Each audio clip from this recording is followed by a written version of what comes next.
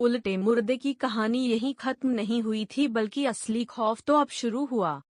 गांव खाली हो चुका था, सिर्फ कुछ लोग ही बच पाए थे जो कस्बे के दूसरी तरफ शरण लिए हुए थे। लेकिन रात होते ही वही हॉर्न की आवाज फिर गूंजने लगी। किसी ने खिड़की से झांका तो देखा, टूटी फूटी भूतिया बस कस्बे के अंदर आ गई है।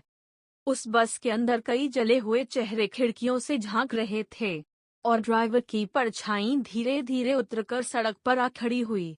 उसने सिर्फ एक शब्द कहा, सफर अभी खत्म नहीं हुआ।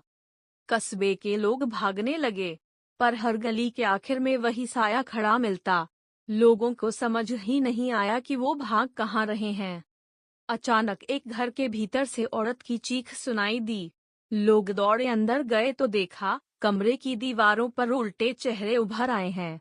हर चेहरा जैसे किसी इंसान की रूह खा चुका हो। गांव के बुजुर्ग बोले, ये सिर्फ मुर्दा नहीं, ये शाप है। जो भी इस रास्ते पर पैदा हुआ वो मरकर उल्टा ही जाएगा।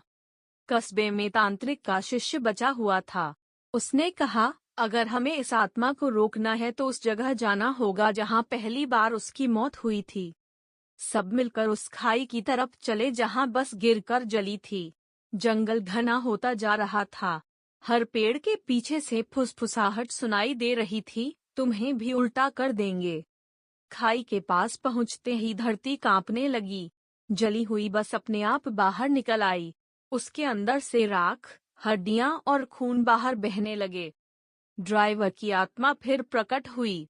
इस बार उसका चेहरा पूरी तरह गायब था।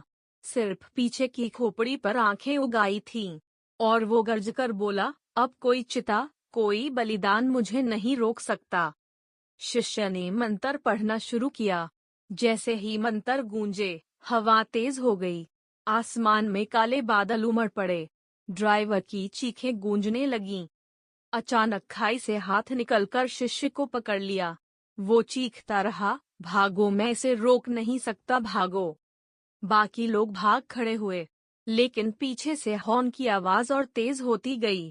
पों पों पों। लोगों ने मुड़कर देखा तो पूरी खाई जल उठी थी, और आग की लपटों से दर्जनों उल्टे मुर्दे बाहर आ रहे थे। उस रात कस्बा भी गांव की तरह सुनसान हो गया। सुबह जब शहर से लोग जांच करने आए तो उन्हें बस इतना मिला, हर घर की दीवारों पर उल्टे पैरों के निशान। कहते हैं उल्टे मुर्दे का सफर अभी भी जारी है। वो हर रात अपनी भूतिया बस लेकर निकलता है और नए नए यात्रियों की तलाश करता है। हो सकता है अगली सीट आपकी हो।